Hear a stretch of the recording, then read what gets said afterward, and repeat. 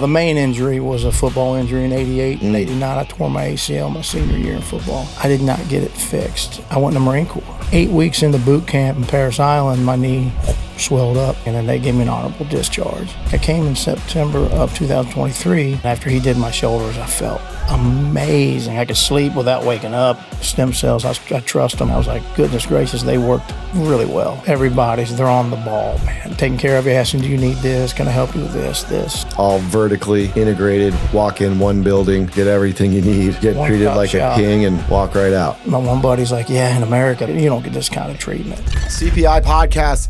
I've got a really good old friend of mine on the podcast, Shawn Hammonds, Jiu-Jitsu black belt. Interesting, funny stories. I remember I came out to Nashville, see Ed, everything. Mm-hmm. You guys are all training out there. And Ed was telling me how strong you were and how strong your grip strengths were. And I remember the first time, I still remember it to this day, like the first time we trained, I was like, oh yeah, you cannot get this guy to let go of your life dependent upon it, man. And you weren't even old then, but you had that old man strength. Right. Well, I started at 28. So in the jiu-jitsu world, it's almost kind of old, right? Right. But 28 years old when I started. But I was powerlifting competitively before that. But it's way different. Like powerlifting makes you strong, but you have no endurance. So then when I started doing jiu-jitsu, I figured I'm going to have to pick one or the other because you can be good at both. So I started doing jiu-jitsu more, and then my weight started dropping, and then I powerlifted, but I didn't compete anymore because, when you get lighter, you don't get as strong. Right. How big were you when you were powerlifting? Man, I've never really been over 205, 208, but I competed at 198-pound class. And back then, drug-free, I didn't know really what steroids were. Yeah. I wish I would have, but I didn't. Yeah. Well, I was definitely way smaller than you because, when I was training, I barely got up to 160 pounds. Yeah, about it. Yeah, I was lightweight back then. And the only time I've gotten really big was post-back surgery. Mm-hmm. Put on almost 30 pounds just laying around, metabolism shot. Yeah. Couldn't exercise for 2 years. Depressed, eat, nothing else to do, so stuff like that. Well, that explains why you're so broke. Is it your second or third time down here now? This is my second, yeah. Your second time down here. So all jiu-jitsu injuries or some of them from? Well, the main injury was a football injury in 88 and 89. I tore my ACL my senior year in football. And then I did not get it fixed. I went in the Marine Corps right after that, and somehow got through the test doing duck walks. I was in a little pain, but I didn't let them see it. And I went into the Marine Corps, and in about 8 weeks into boot camp in Parris Island, my knee swelled up, and I could barely do anything, and then they gave me an honorable discharge. So I didn't make it through boot camp. Oh, wow. But I got to see a whole lot of it, which I think everyone should go to boot camp. Yeah. pretty bad. Yeah. Man. Pretty awesome, though. And we treat a bunch of SEAL guys down here, hearing about what they went through and stuff. Yeah. One of the guys, I was like, man, how'd you get through that? He goes, I thought it was fun. Well, you're the right guy for the job then, right? For sure, man. Yeah. So I got out of that, and then I moved to Nashville when I was 21. I went in the Marines at 89, and 1989 I was 18. And then moved to Nashville in 92, and then found jiu-jitsu about 97, 98. And then met Ed. Ed was I was working out powerlifting actually at a gym, and I was starting to do some jiu-jitsu. I'd go home to Kentucky. 'Cause I'm from northern Kentucky, grew up in the Cincinnati area on the Ohio River. And there was a guy up there who's a good friend of mine. He was a martial arts guy. And he had a picture of this old man and him with a red belt on. It was Elio Gracie. Oh, wow. Who was that? Like, who was the guy? What was my buddy's name? He was a barber. I think of his name in a minute, but I ain't seen him in years. Yeah. But he did Taekwondo, Kali, a lot of life fighting, stuff like that. He didn't do jiu-jitsu. He just met him out in California somewhere. Oh, interesting. And they said, you need to check this Gracie stuff out. And then they said, ran a couple UFCs. So I went back. Of course, it was 98. I went back to, 92, 91, and saw Hoist. I was like, who's this little skinny guy, as tiny as guys in knots? Is that really working? And then... So he had a buddy that was a blue belt under Carlos Machado out of Texas, right there in northern Kentucky. He gave me his number. I called him and said, hey, man, I want to learn this jiu-jitsu stuff. So I went down to his little basement, and he was 170 pounds, didn't look like he could fight. And me, I was jacked up. I was like, I'm going to kill this man. He beat the heck out of me, brother. It was it was funny. And the funny thing is, like, he didn't teach me anything. He would teach me submissions, but not how to get to the position. Oh. But he's a blue belt.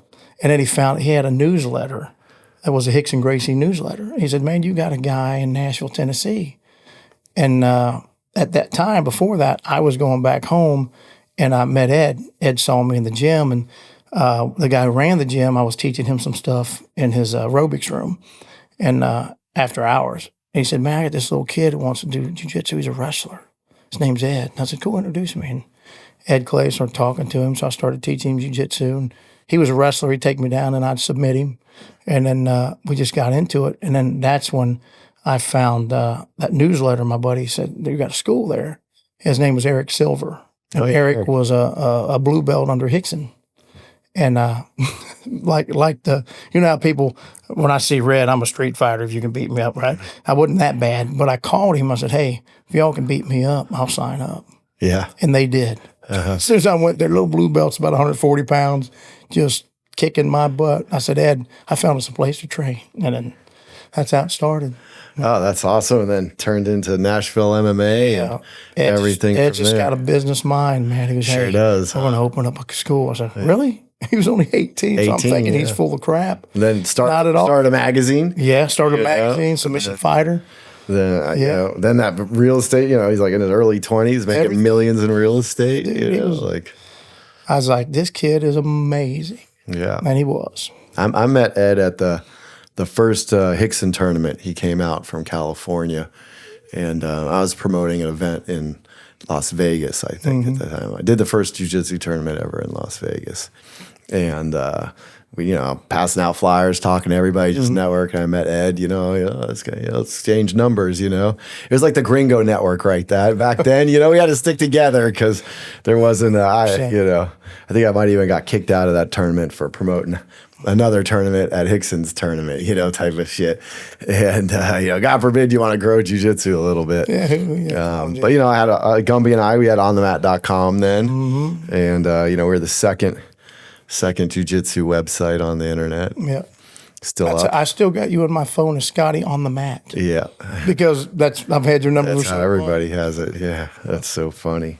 Yeah. I mean, it was so different back then though, right? It was like, hey, if you could beat me up, I'll sign up. I'll sign up. Yeah. Because I remember back in the days at House, there were always people coming in to see if they could get beat up. And they all did, probably. They all did, yeah. Everyone. Someone got beat up really bad, really bad. Ed, it was so funny. So we opened up Nashville MMA, and he brought in a black belt for a while named Luis Palhares. But his thing is, when all that ended, he put me as the head instructor as a purple belt. I was like, I was still, on the Brazilian Kool-Aid. Man, I think we might need a black belt, He said, I'm going to send you somewhere. You let me know what you think. He goes, I'm going to fly you out to Maryland. There's a guy named Lloyd Irvin. I met him during the magazine. I interviewed him. He's got a kid named Mike Fowler. He's a young purple belt, 165. And I was about 195, and I was a purple belt, and I won the Helse and Gracie Nationals in Columbus, Ohio. I won the Arnold. I was there. I thought I was the stuff. I said, man, I'm going to kill this guy small. There's no way. He flew me out there, man. They beat the shit out of me, bro.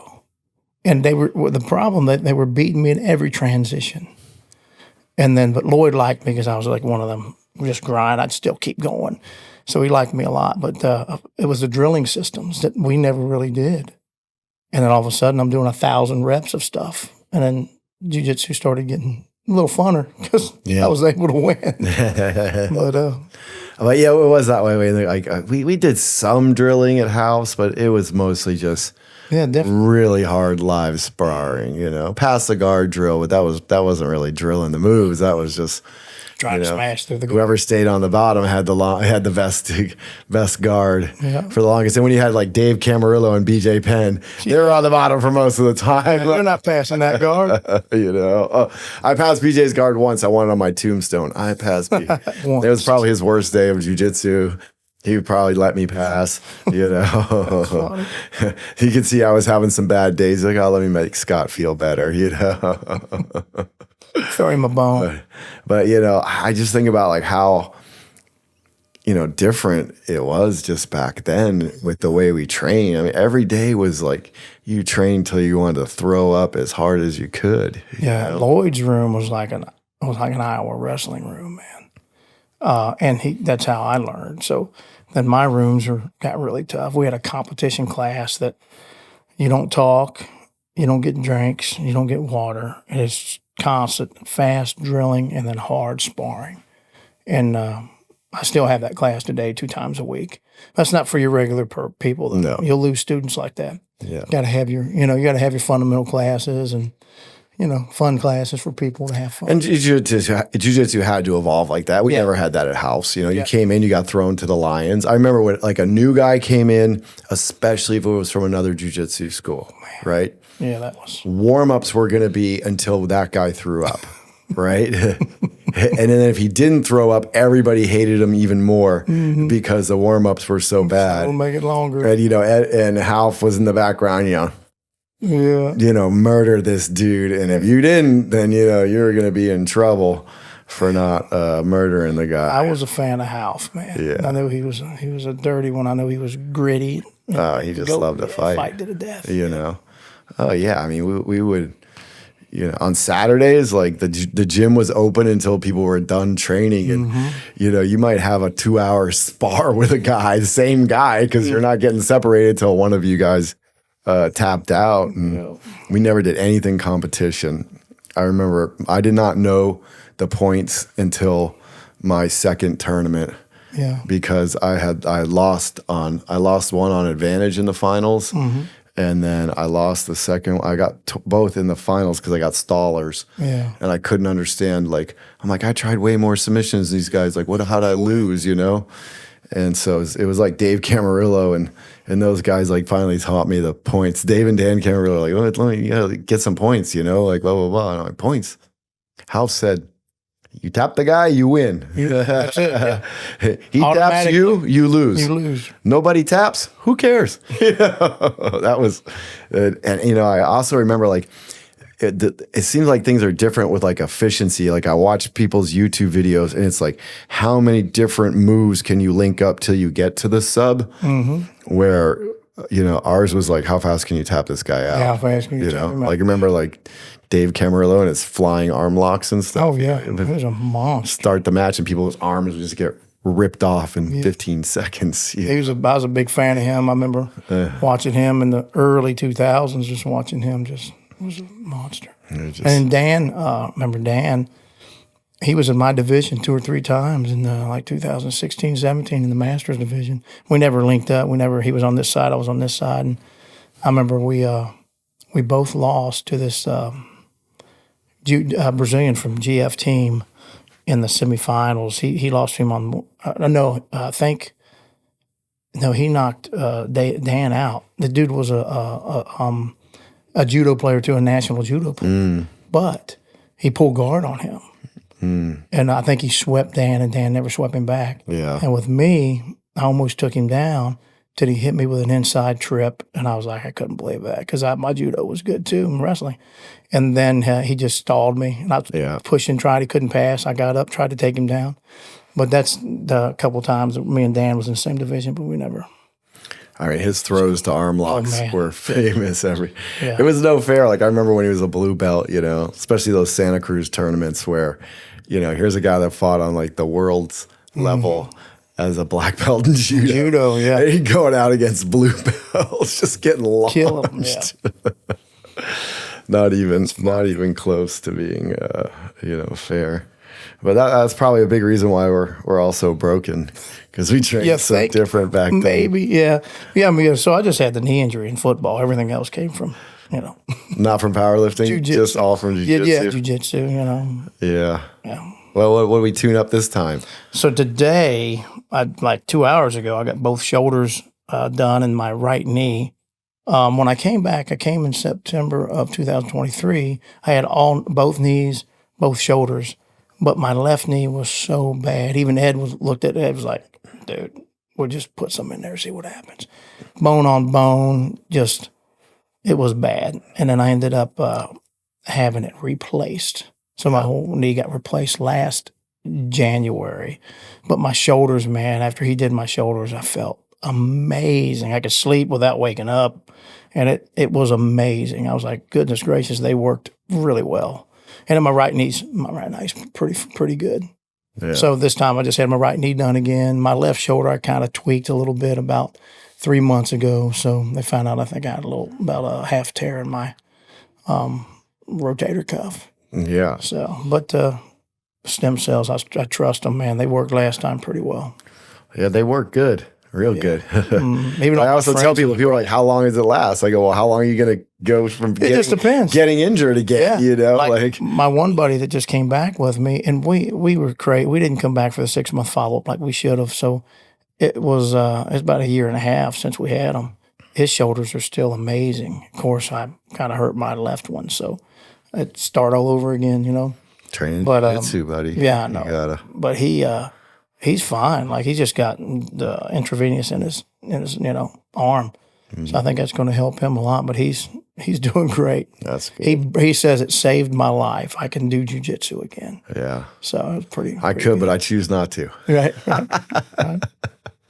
Jiu-jitsu is not a part-time thing, man. You train jiu-jitsu part-time. It's just an injury factory. Yeah, it is. You know, it's just you got to do it all the time, and like with the work schedule we got right there. I mean, you're busy. I mean, you saw what 62 people at dinner on Monday. That was the biggest. I think the biggest we ever had. Yeah, that's the biggest we've ever. Because I was like, it wasn't as. I mean, it was big last year. Probably had about 35 or 40. But yeah, it was. We're seeing like 35 new patients a week and 30 returns. So that's 60, 65 people a week. Yeah. Something's working. It's a lot of bodies to move around. 100%. It's a lot of bodies. They got a great staff, though. Them nurses and stuff are on. I mean, they're the best. Yeah. Like it was, my one buddy's like, yeah, in America, man, it's not like, you don't get this kind of treatment. Like they're on the ball, man. Taking care of you, asking, do you need this? Can I help you with this? So. Yeah. We got people that have been with us since, we're 10 years this month here in April. That's when we first came down here. Mm-hmm. First patient came August 15th of 2015. Yeah, April. Was that the ibogaine stuff you were doing? We were doing the integrative cancer and some ibogaine too. Stuff. Yeah, we were doing that too. Autoimmune. We were doing autoimmune then. We hadn't gotten into the regenerative medicine part of it, but that came a little while after. But yes, that's how we got it started. I mean, it all started because, Ed wanted to take care of his mom. Yeah, no. Gina wasn't doing well, and bad had to find another option than go to hospice. Yeah, thank God we did. Here we are, 10 years later. She's still around. Man, I remember when she started walking on the beach. Like she couldn't walk. Oh, yeah, she barely could walk her feet, and then I'm walking 3 miles on the beach. I'm like, that's amazing. Crazy.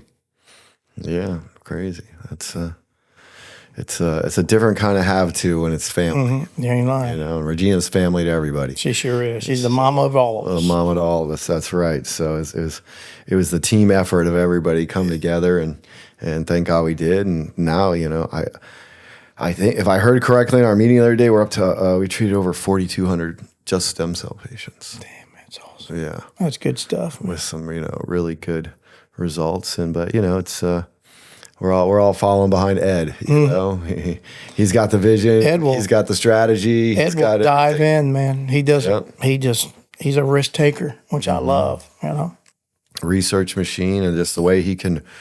I don't know. I wish I had a memory like his. I wish I could just. He will study, recall, and study stuff like that. When he owned Nashville MMA, I remember he had a talk with Lloyd. And Ed could have fought in the UFC. Yeah. He was that good. Like he's a very technical fighter. His boxing was good. His Muay Thai, his Jiu-Jitsu was really scary, and he wrestled. So, and then I remember he had a conversation with Lloyd one time. Lloyd said, "Shorty, are you going to be the best at fighting, or are you going to be the best at business? You can't do both. It's impossible." And he just jumped right into business. Yeah. Still a great Jiu-Jitsu guy, but he focused more on business, and I watched him just tear it up, man.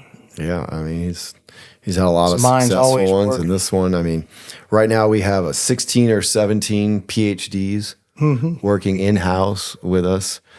We have multiple cellular laboratories, genetics lab. We got our MRIs going in at the end of the month. Full CT, peptide lab coming. It's just all vertically integrated. Walk in one building, get everything you need, get treated like a king, and walk right out. Yeah, get fed, everything, man, from the food to, it's good. It's crazy. Like, you have a diet for everybody. What do you like? Are you a vegan? Are you a vegetarian? Are you a carnivore? And they prepare the meals however you. That's impressive. We do that. We do our best on that one, but damn, sometimes you get some picky people. Oh yeah, you get some picky. Here's a piece of bread. I can't do anything else for you. It's just like I'm this type of paleo carnivore. Blah blah blah. Let me get Chat GPT out and find the difference between this carnivore and that carnivore. I'm a pescatarian carnivore or whatever the heck it is. And it gets funny when people, sometimes people their diet almost becomes like their religion. Oh no, they're so happy to tell you about it. That's what's that joke? Vegan. You'll find out in the first two seconds when you meet them. She'll tell you I'm a vegan right away. I didn't even ask. I don't care. Right on their bio. Well, that's all right. That's okay. Whatever makes them happy. Whatever makes them happy. If they feel good. Whether or not they're healthy is debatable. But as long as you feel good. That's right. As long as you feel good, man. Well, that's cool, man. Well, I'm glad we got you back down in here, getting you, all healed up. Make sure you take it easy for a little while. Oh, I'm doing that stuff time to recover. That's the one thing, man. I did that, and I didn't do anything for like 2 months. I think I did a little rehab.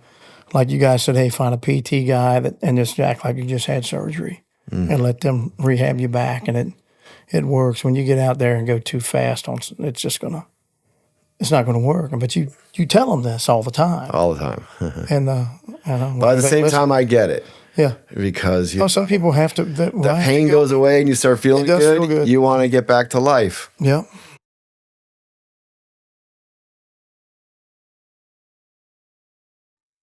Takes time. Sure does. Got to have the healing time.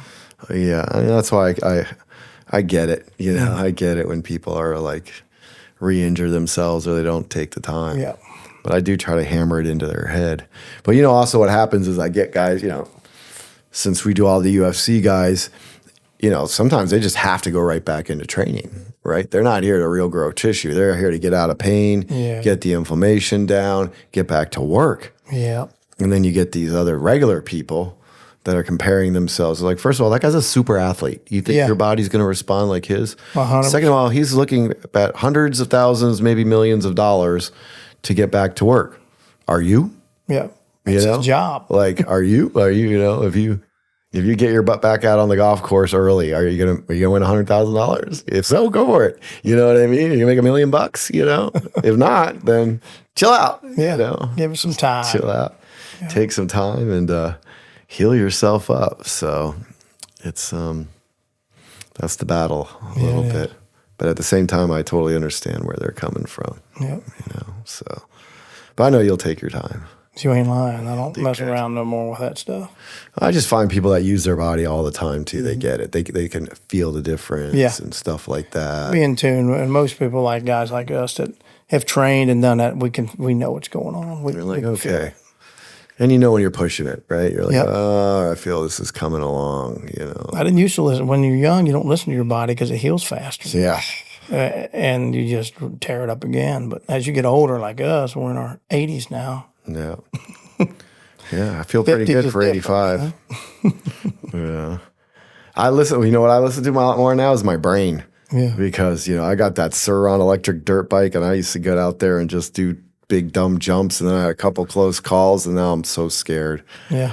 I ride up to the jump and I start slowing down, Then you go over. I'm like, I just got a little lump over this thing, And flying the plane, man. Mm-hmm. I keep doing these safety classes. I did one in Palm Springs and man, you hear case study after person that made dumb mistake, and dead. You only need one dumb mistake for that. And I just get in there sometimes and I'm like, oh God, I'm stressing, I got to triple, quadruple check everything. Yeah. And so listen to the body is one thing, but listening to the brain is it's true. Yeah, pilots, I don't think I have the brain to ever do that. You guys are amazing. Yeah, you'd be surprised. I got a few friends that fly, and really the ones that they are so in the safety. Like they were on that stuff. Also, I used to ride motorcycles. People are like, I don't ride a motorcycle because I know I would just go too fast and do. Like, I don't know, man. You get going on that thing, you look down, you see the world's largest belt sander going by. You might think you're not as brave as a little bit. As you are. And sometimes same thing with flying. People are like, oh, why don't you blah blah blah? And I'm like, oh yeah, you ever been up there when it's. I've seen a bunch of videos on your Instagram. You up in the air like that. It's like you might change your mind when you're up there at 10,000 feet by yourself, whether you're going to risk finding out if there's clouds on the other side of that ridge. It's. But I love it. That's good. But it takes a lot of brain power while you're up there. Yeah. Definitely, at least for me, I'm like triple checking everything. I'm so scared to make a mistake. Yeah, one of my buddies, an unfixable mistake, anyway. Yeah, one of my black belts now is he fast tracked his way through. Like all he did was fly, and then he started teaching, and now he's flying commercial for Spirit. Nice, yeah. So it's I guess they need a lot of pilots. We need even more ATC people. Mm-hmm. So. Yeah. Shout out to my ATC people for keeping me safe up there. I love those guys so much. Learning you. Yeah, man. Well, cool, buddy. Give a little shout out to the gym and what you got going. Yeah, man. I'm in Nashville, Tennessee, Shawn Hammonds Jiu-Jitsu Academy. Yeah. And we do Jiu-Jitsu only. We love it. It's funny, like my daytime class at 10:30, our average age is between 45 and 55 years old. We got a bunch of old cats in there. And then my nighttime is where if you want to get beat up, just come to my nighttime classes. Yeah. But man, we're doing good. I have a competition team that I love, of course, but probably 10% of my whole team. I have a big association now, Team Shawn Hammonds, and we have about 28, 29 schools around the United States. That you do a lot of seminars, I see. Do a bunch of seminars. Yeah. And it's fun, man. I got a good group. The culture, we're trying to, breed that really nice culture. We don't have too many people who think they're a little above the raisin. You know what I'm saying? It's a little. We bring them back down if they have an ego. But yeah, like my guys, like if you're brand new at my gym and if you broke down up the street, you could call my guys. I guarantee you, a few of my students would come and pick you up, take care of you. Yeah, so we got that kind of vibe going. Family. So yeah, big family oriented. Well, it's good to have you back down in TJ. Yeah, man. Thanks, buddy. Thank you so much, Scotty.